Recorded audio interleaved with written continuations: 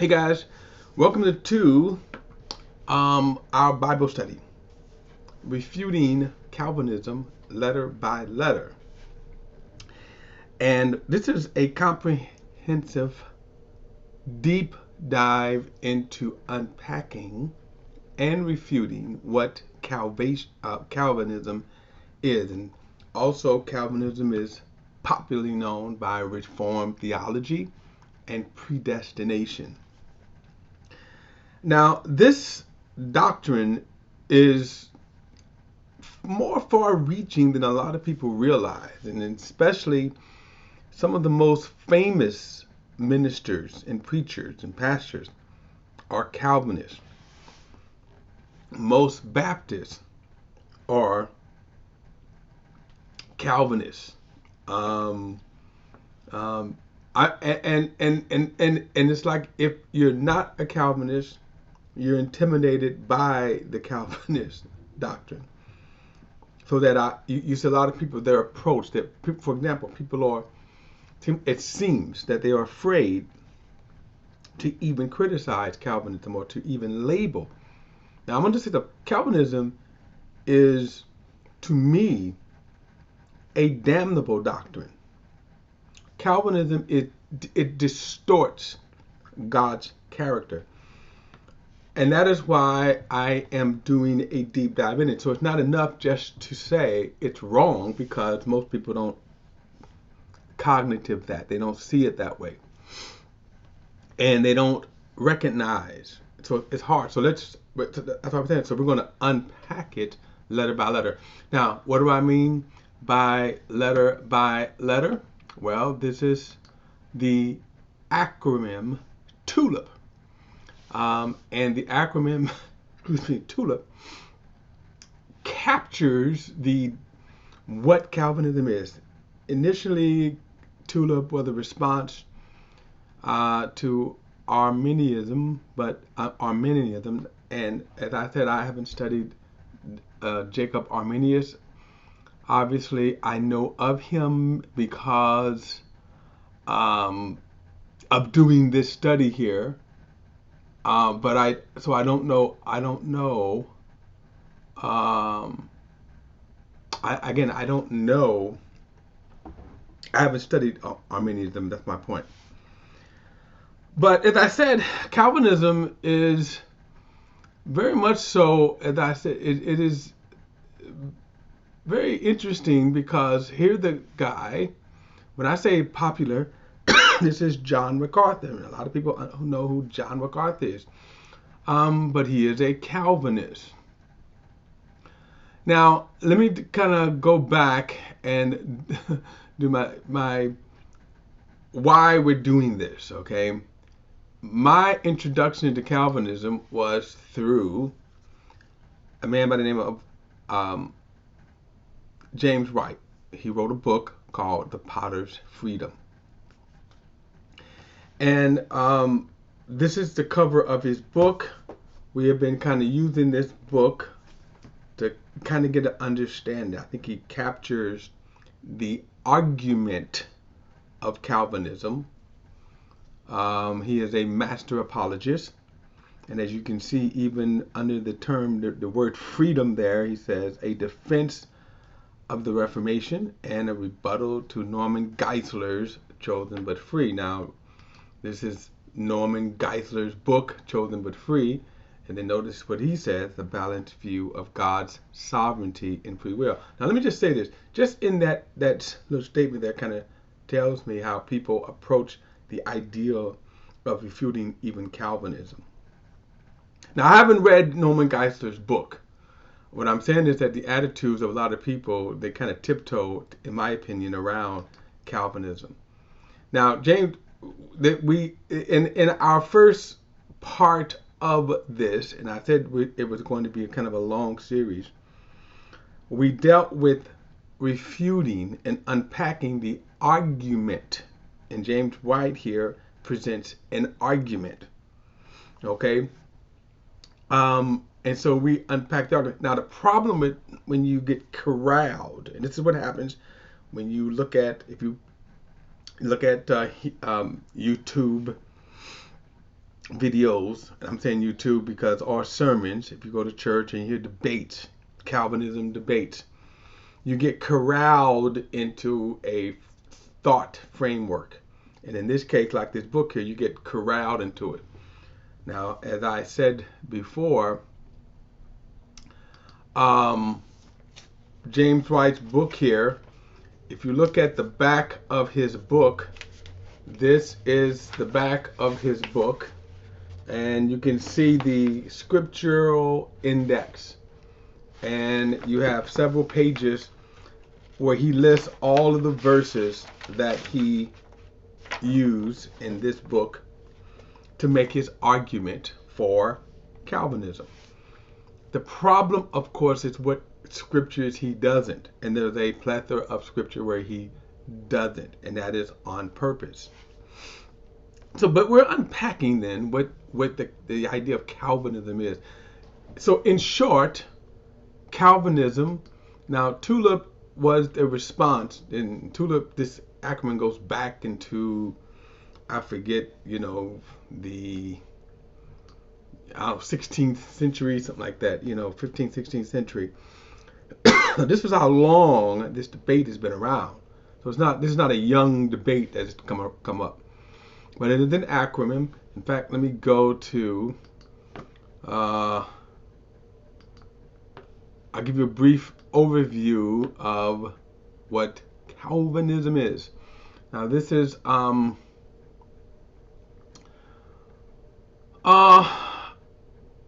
got this from this website here, C-A-R-M, CARM. I don't know exactly what that means, support CARM. But anyway, the title of this, and this article actually came out by Max Slick in 2014. And then it says, what is TULIP in Calvinism? Now, and as you can see, TULIP, it's represented by an acronym. The first letter is total depravity. And so what I'm doing now is we're in the TULIP part, breaking down the TULIP part, breaking down the Calvinist part. Like I say, the first part was breaking down the argument, how the methods of argument here. Well, now we're actually getting into, let's unpack the Calvinism or TULIP itself. So the first thing you have is total depravity, and then unconditional election, limited atonement, irresistible grace, and the perseverance of the saints. So that's kind of Calvinism in a nutshell. I'm going to go a step further in saying Calvinism in a nutshell by saying that, and this is, it basically says God, before the foundation of the world, chooses, before he made man. So in other words, he's going to make man, but for the foundation where he chooses who is going to be saved. But at the same time, he also chooses equally who is not going to be saved. In other words, who is going to go to hell. So that's Calvinism in the nutshell. And then what they basically say is, well, God is sovereign. Can he do what he wants to do? And to that, obviously, yeah, God is sovereign. Whether I agree with that or not is irrelevant because he's still sovereign. And this is kind of to me, the effort is to try to prove that God is sovereign. That's part of the argument that, are you trying to push up against God's, being sovereign?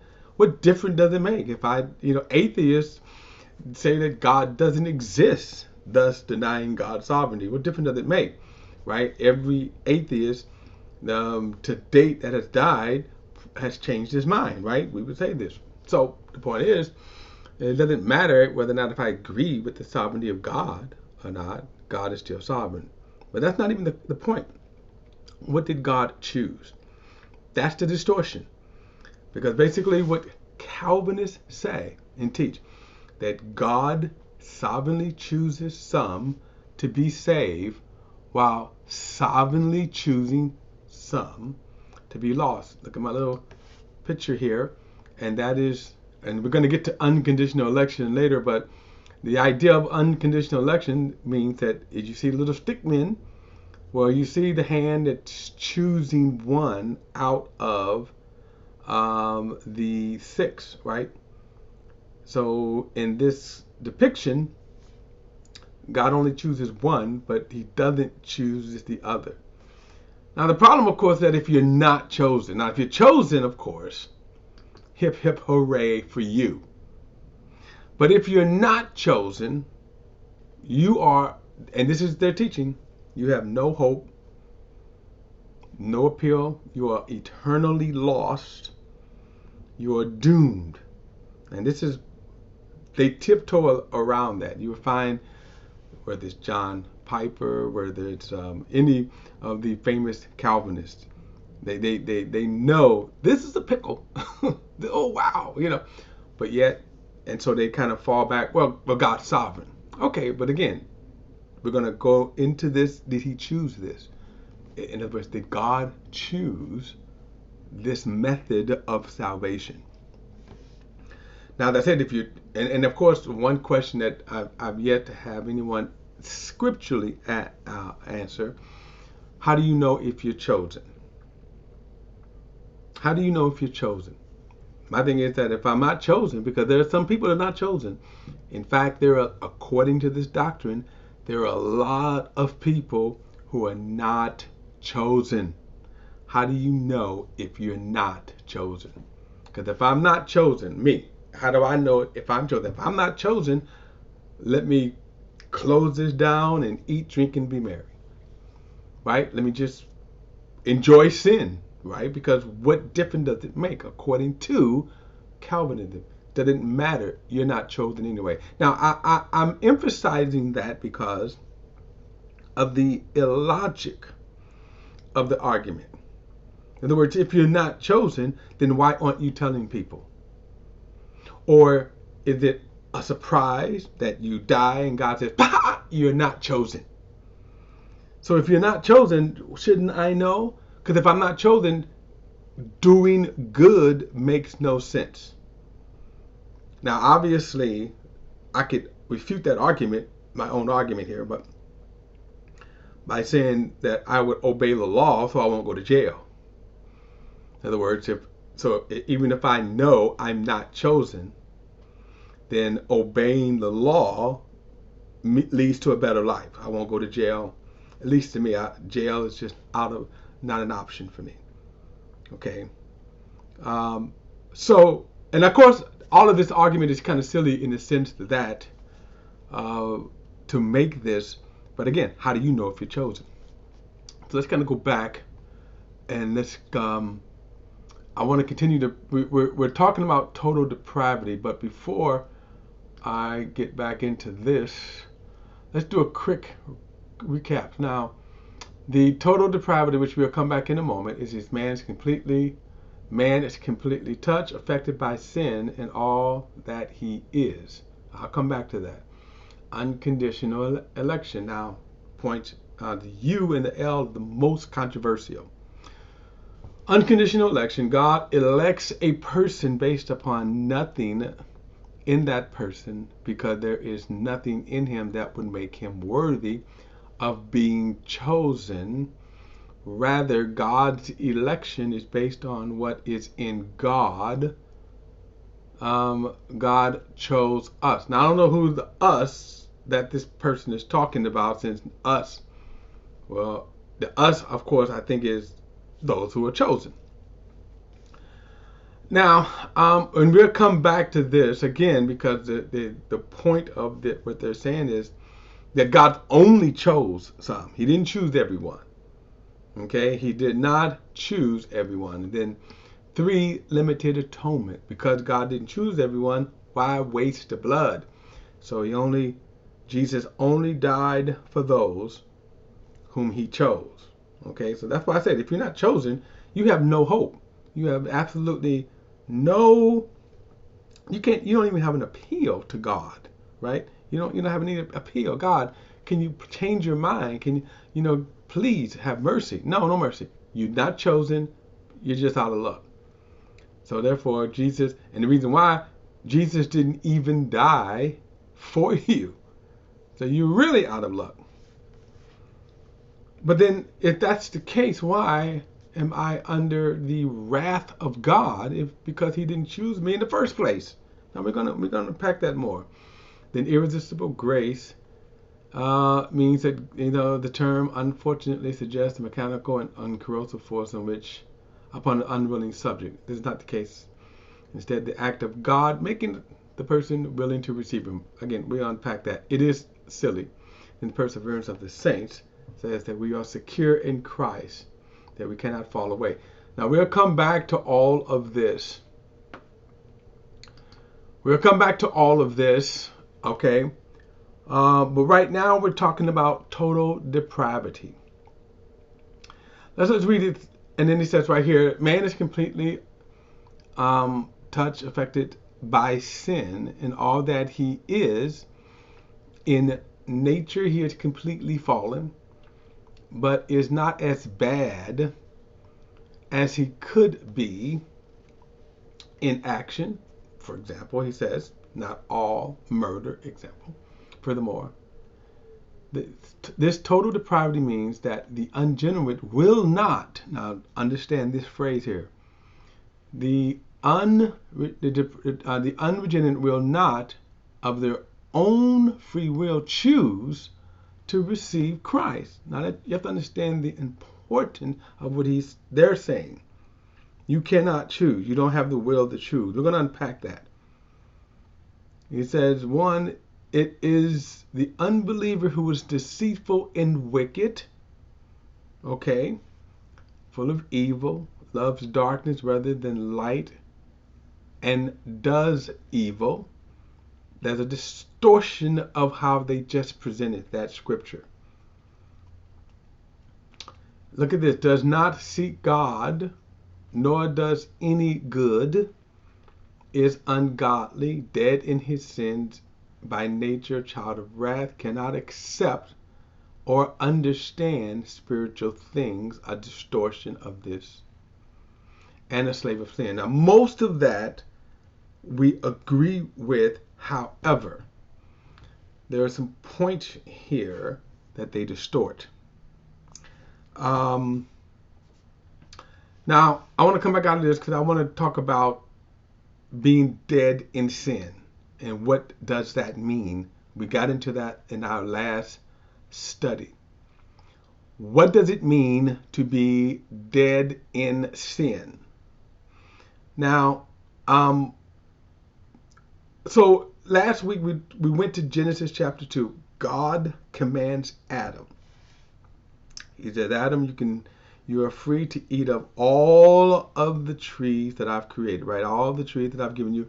You are free to eat of all the trees. But he says, the tree in the middle of the garden, you may not eat of it, for in the day that you eat of it, you will die. Now, we also read Genesis chapter 3, where Adam and Eve did eat, but they did not die. In fact, Adam lives another 900 plus years before he died. So the question here, what does death mean? Now, we said there are three kinds of death. There is spiritual death, physical death, and then eternal death. Now we're going to talk about eternal death because it is extremely important to understanding the distortion of Calvinism. So I'm going to mention eternal death now, and then we'll come back to this down the road. Eternal death is, well, first of all, the root definition, the root meaning of death is separation. So in the case of spiritual death, it means to be separated from God. I'll come back to that.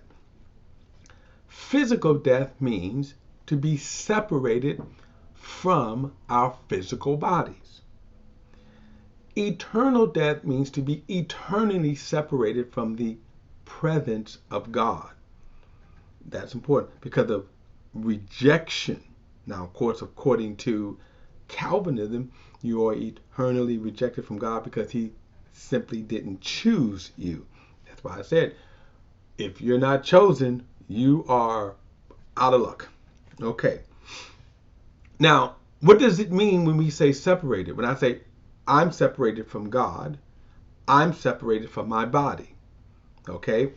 So I found this little chart here that talks about what man is. And the interesting thing about man, he is of three substance or three parts. He is a spirit, he has a soul, and he lives in a body. Say it again. Man is a spirit, he has a soul, and he lives in a body. Now, man's spirit is the real you. That's the real you, the real part of you. I demonstrated that by showing you that when a person dies, okay, let me go back to this. All right, I want to show you one verse of scripture here in Luke chapter 16. And and this is important because okay, Luke chapter 16. So this story we kind of got into last time, and I want to go back and read it again because I think it's important to illustrate it. Verse 19 says, there was a rich man who would dress in purple and fine linen, feasting lavishly every day. But a poor man named Lazarus, covered with sores, was left at his gate. He longed to be filled with what fell from the rich man's table, but instead the dogs would come and lick his sores. One day, the poor man died. Now get this, the poor man died and was carried by the angels to Abraham's side. Now stop. What do you mean he was carried? He died, right? He died. All right, let's go on.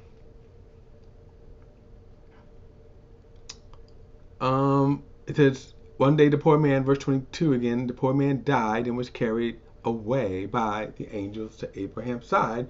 Look at this. The rich man also died. Now get this. And was buried. Now I like this because now we get even more clarity. The rich man died and was buried.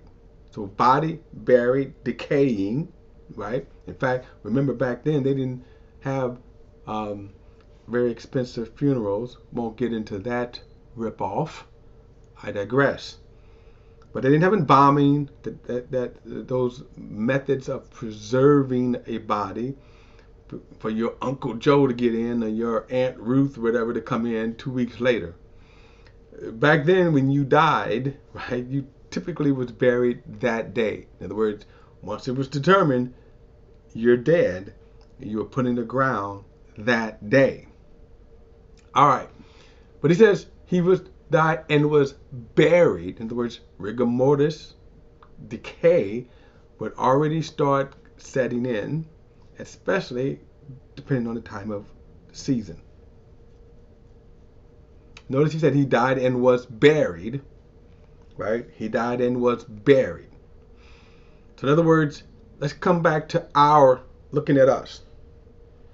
Looking at here. We experience this. Loved one, friends die, people die. And what we see is their shell, their body. And of course, I'll just say, I think everybody in their lifetime will see many people who are dead, who have died. There is no mistaking that they have died. When you look at it, to me, when you look at a dead body, you go, okay, no one's home. All right. And so the question is why? Because the spirit is separated from the body. The spirit is separated from the body. Okay? So let me stop here. I'm going to come out. I'm going to go back. Now, because notice he said The rich man also died and was buried. All right. So now, remember, man is a spirit. He has a soul, and he lives in a body. So when you die, okay, when you die, your spirit and soul is separated from your body. Your body begins a decaying process until it goes back to the dust. Right? So we know that. Everybody knows that. If you know, you live long enough, and you don't have to live long enough to see death, and you know no one's home. Your spirit and your soul is separated from your body. All right. Now, then notice the next verse. Then in verse 23 says, so the rich man also died and was buried. Now, verse 23, and being in torment in Hades, he looked up and saw Abraham a long ways off, but Lazarus at his side. Now get that. Wait a minute. There's activity continuing. He looked up.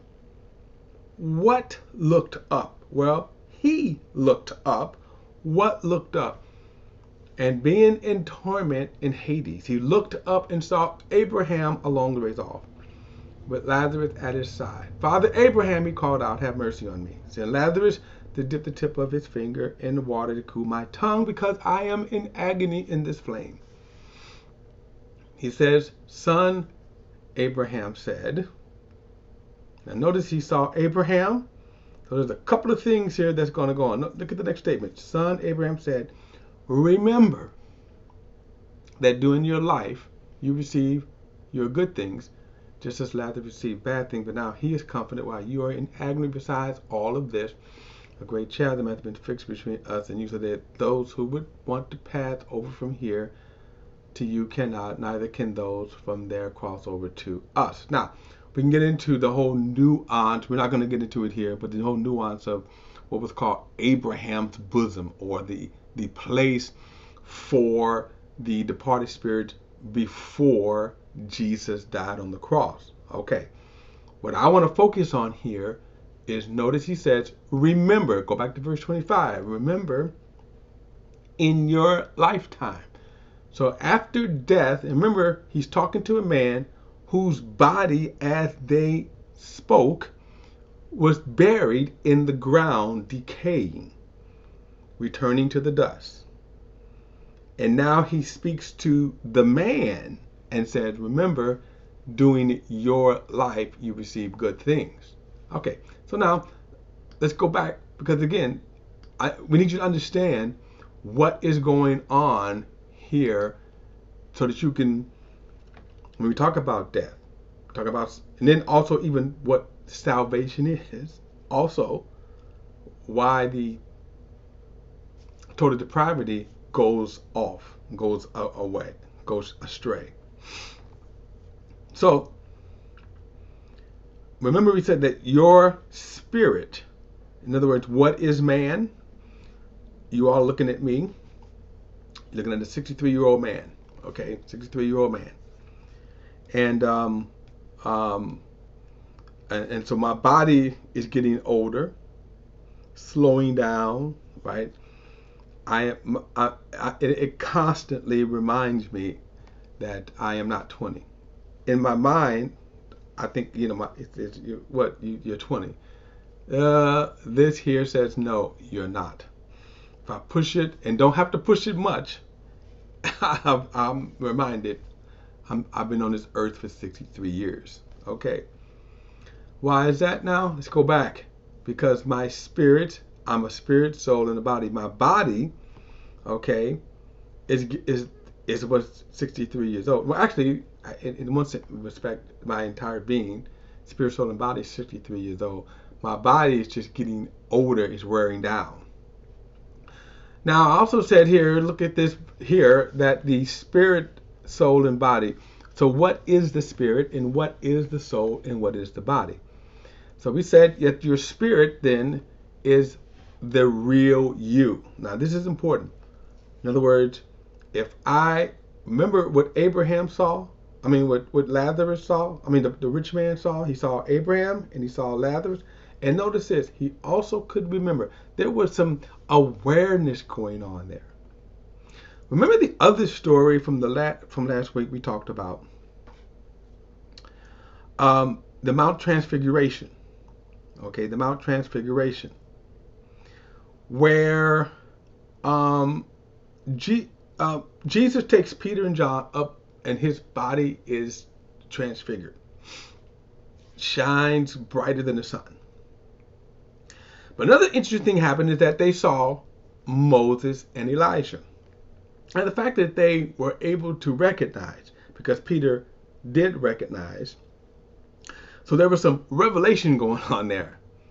I'm going to say, you can say natural / spiritual revelation, that they were able to tell that.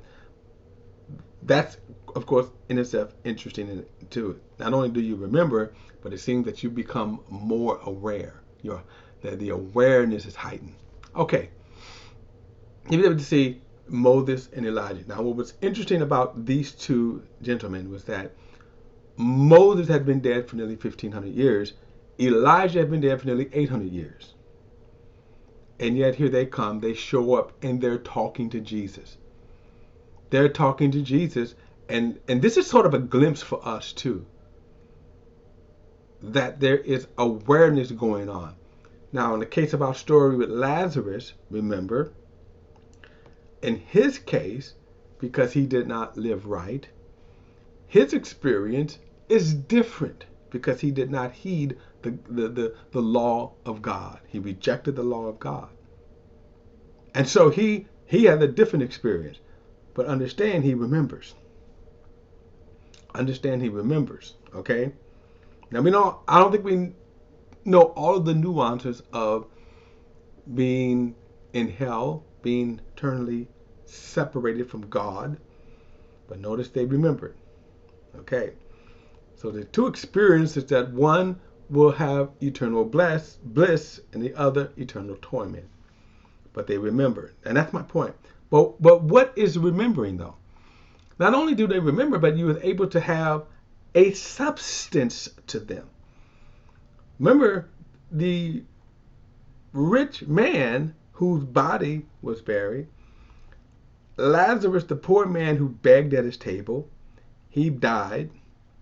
The rich man recognized him and also recognized Abraham.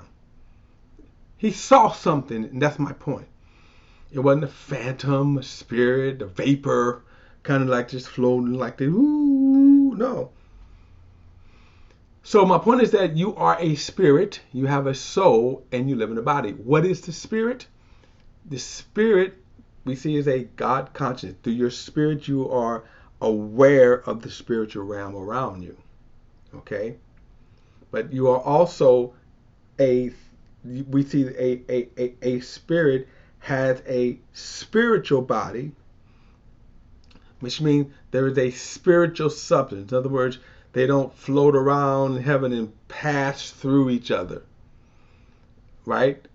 Elijah and Moses appeared talking to Jesus. We saw another example of that when the wicked king Saul, who went to a spiritualist, and the spiritualist called the prophet Samuel up. He came up, and Samuel, what did he see?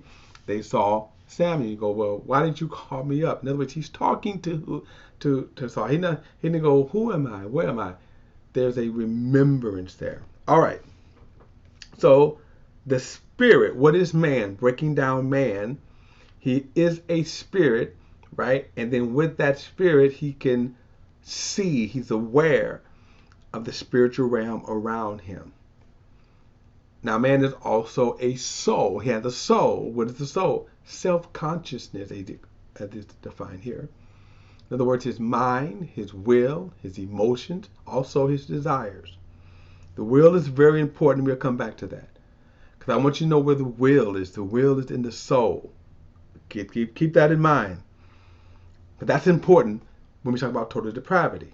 All right, now watch this.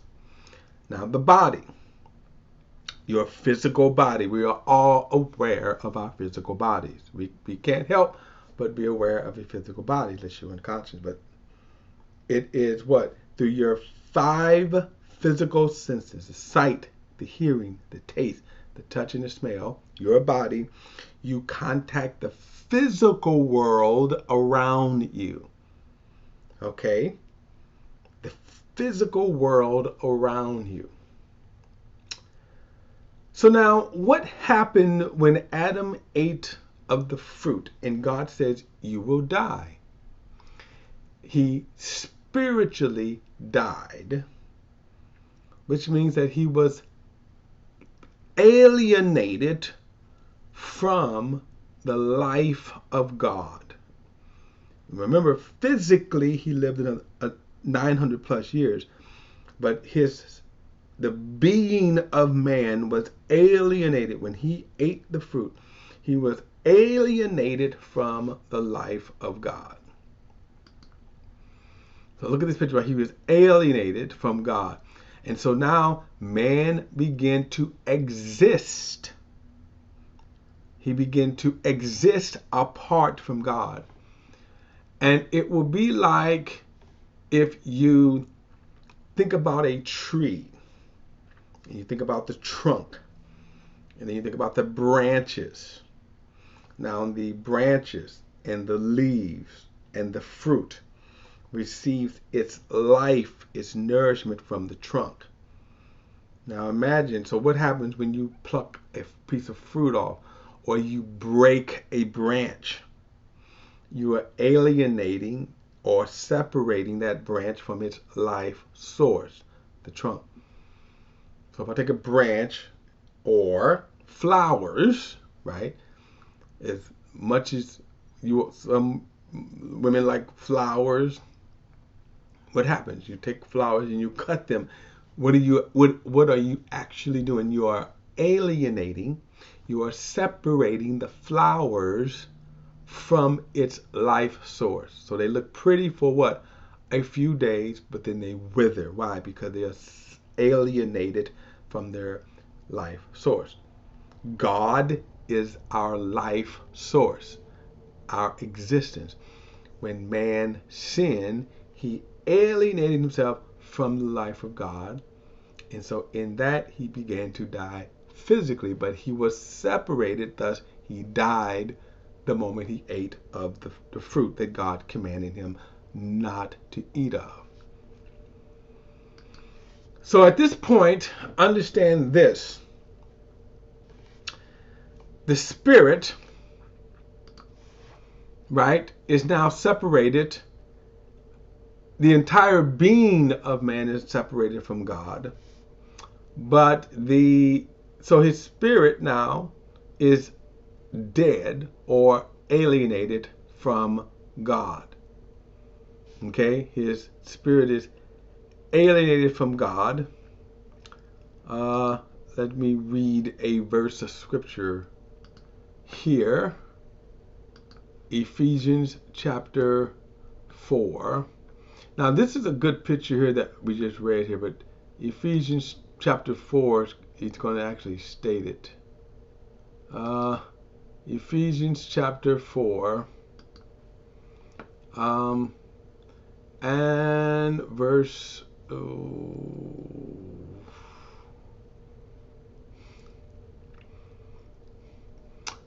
I'll read this again. It says, this I testify, verse 17, therefore I say this and testify in the Lord, that you should no longer walk as the Gentiles walk in the futility of their thoughts. They are darkened in their understanding, excluded, now get this, excluded from the life of God because of the ignorance in them, because of the hardness of their heart. Now notice that term, excluded from the life of God.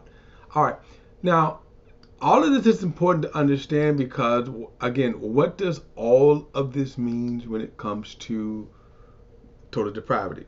We'll get to that, but we need to understand first and foremost. So now, when Adam sinned, he began to what?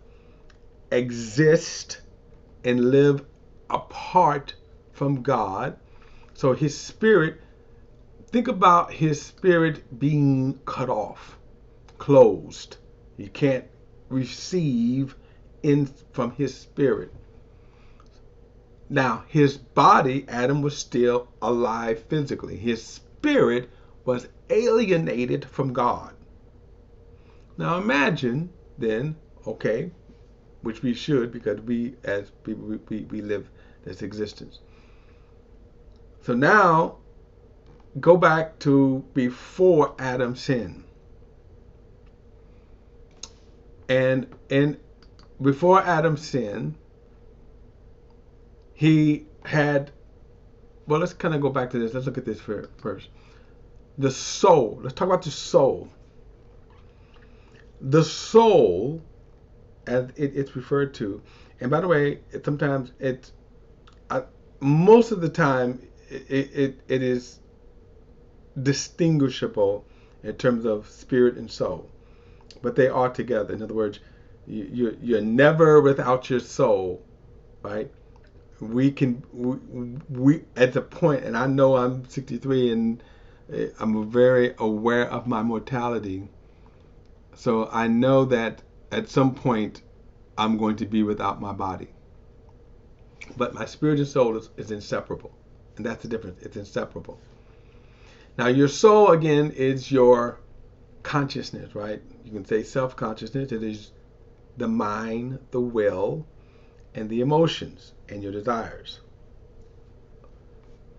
How they are stimulated is through the your body, and let's say Adam before the fall, and his spirit. So what Adam would receive, he was aware of God. Okay, he was aware of God. So now that was affecting his soul, while at the same time aware of the physical world around him through his sight, hearing, taste, touch, smell. He enjoyed the pleasures of life. Probably too much, it would got him in trouble. But they all affected, crafted, molded the soul. Right? Okay, now, when Adam sinned, the spiritual side was alienated from God, no longer receiving life, light, the consciousness of God.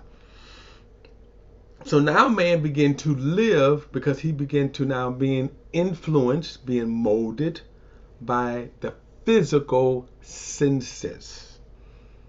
So what he wasn't receiving revelation, he wasn't receiving anything from God from that perspective. He was receiving now consciousness, or what he was receiving from his body. Now I'm going to get to the body in a moment to show you where the problem with that is. If you want to affect someone, you have to do what? You have to arrest their will. But notice where the will is. And this is important, because this is where Calvinism get it wrong. So the will is not in the spirit. The will is in the emotion side. Remember the soul also is what uniquely makes you you. Now we may say, well, we all think alike. We don't all think alike, but we have all different traits and characteristics, likes, right? My wife likes something totally different than what I like, because what? That's her soul, my soul, okay?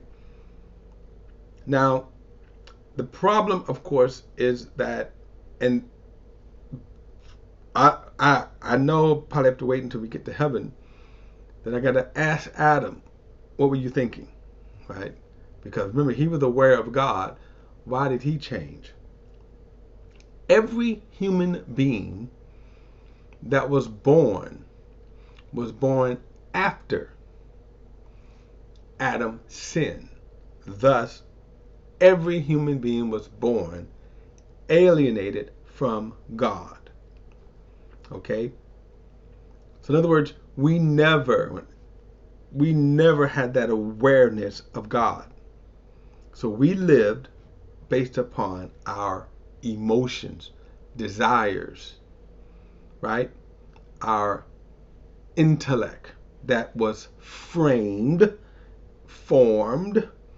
by what our body, the senses in our body. Okay? So if you can condition the mind, if you can control the desires and emotions, you will overpower the will. But I want you to understand where the will is. Within the soul compartment, not your spirit. Now your body is corrupt because it's just a mechanism.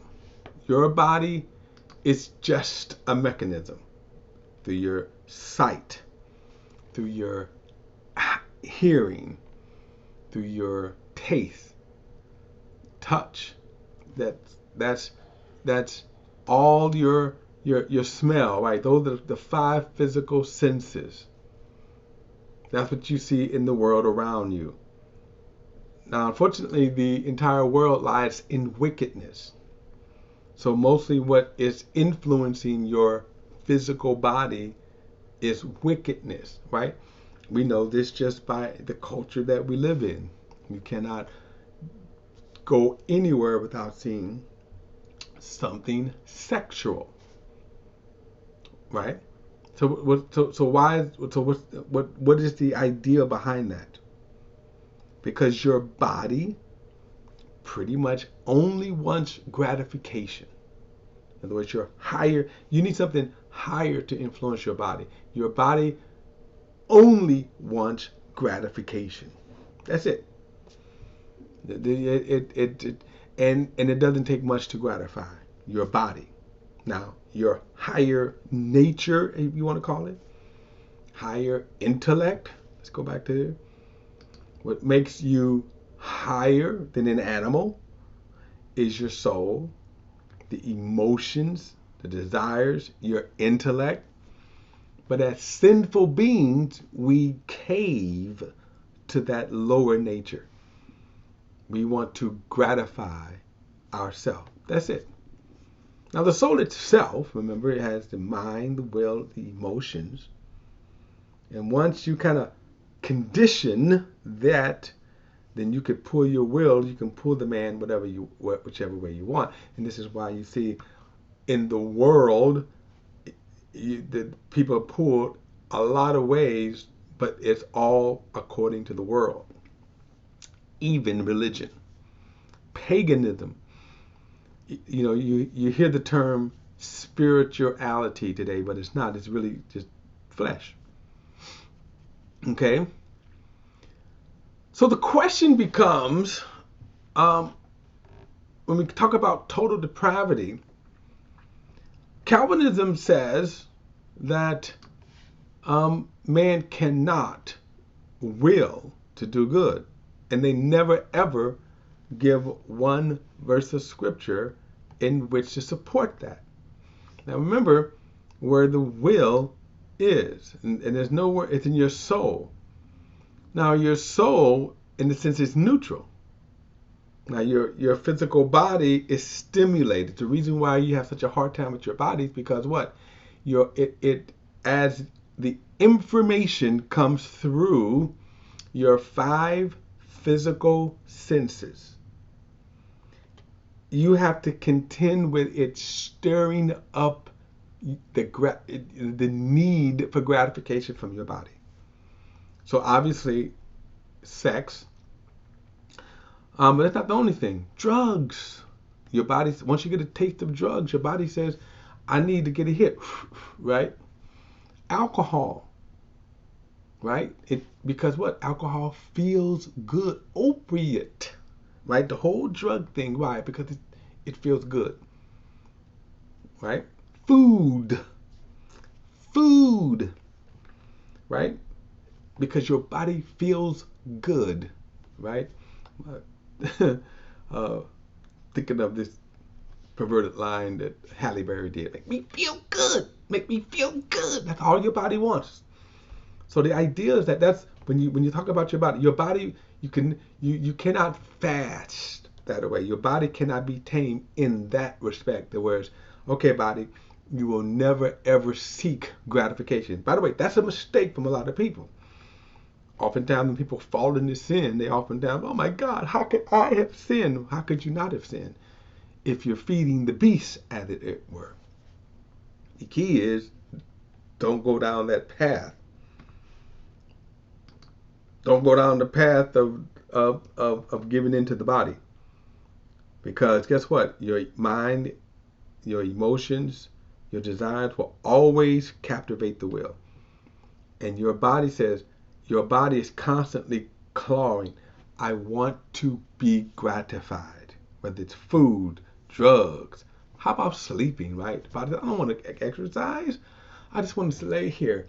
In other words, the nature of your body is the gratification. So in your mind, you have to overpower. You have to control through your will, right? You have to control your body. You have to control the urges of your body. And many times we do, right? Many of us get up despite that we don't want to get up and we go to work. Some of you work out despite that you don't want to work out. Some of you say, I'm not going to eat this. In my case, a lot of times, there's certain things that my body, I could just eat. We could just eat all day, right? I could eat donuts, chocolate chip, dark chocolate, drink chocolate shake, eat a chocolate candy bar all day long. Donuts, let's not forget donuts, glazed donuts. I could just go on and on. Why? Because it tastes good, and my body is constantly telling me you want that. Right? It's Christmas time now. Oh my God, right? All of the delicacies, right? Not only just right fried chicken, any kind of thing, and all the food that we love the most. What happens? It's unhealthy for us. Now, in my case, I say, you know what? I'm trying to outrun diabetes. I'm trying to outrun diseases, but I cannot give into. I cannot give into my body to want to eat. Same thing sexually, right? Where we say, well, guess what? I want to be able to just have, to gratify my body through sexual lust, sexual desires.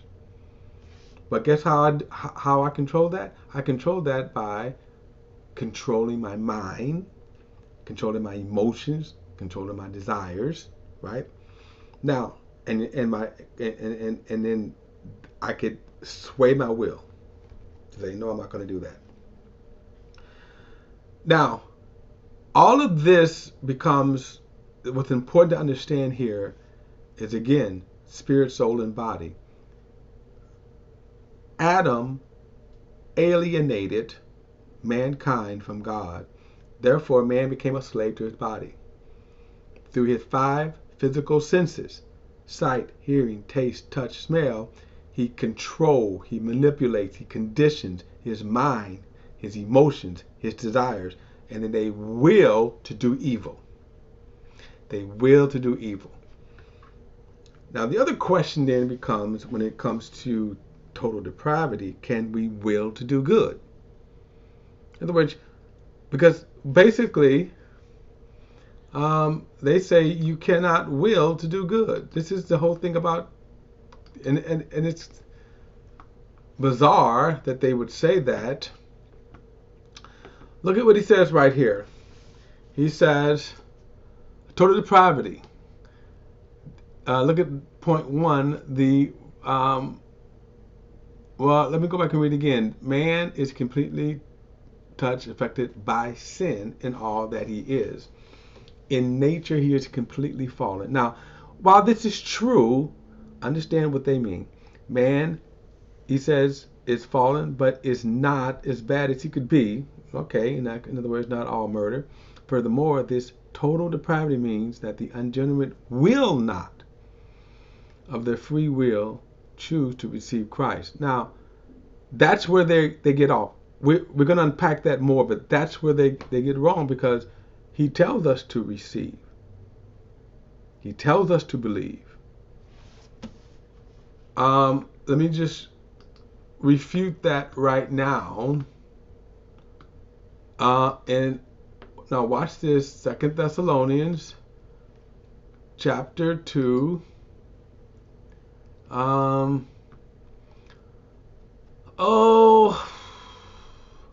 Verse number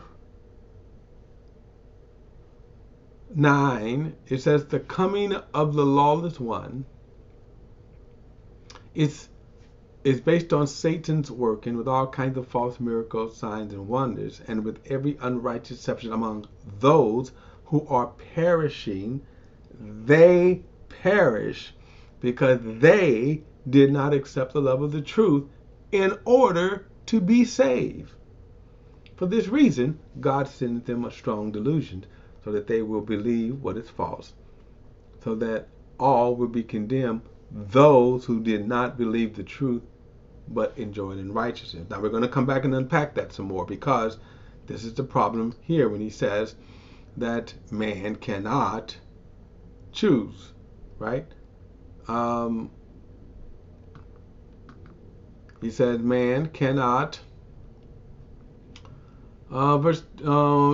Read again. Total part. Man is completely touched and affected by sin in all that he is. In nature, he is completely fallen. But it's not as bad as he could be in actions. For example, not all murder. Furthermore, this total depravity means that the ungenerated will not of their free will choose. Now, I just debunked that. But I'm going to go back to this one statement that he says right here. He says, in nature, he is completely fallen. Now, this is true, but not as bad as he can be. Now, that is true. Why is that? Let's come out of this. Why is that? Why isn't he fallen as bad as he could be?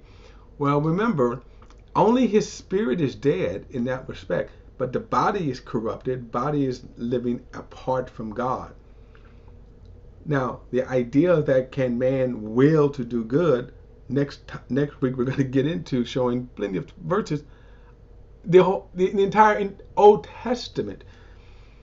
And even now, the very verse that I showed you, on why people go to hell right there, that refuted this idea that man is unchosen by God, because man is not chosen because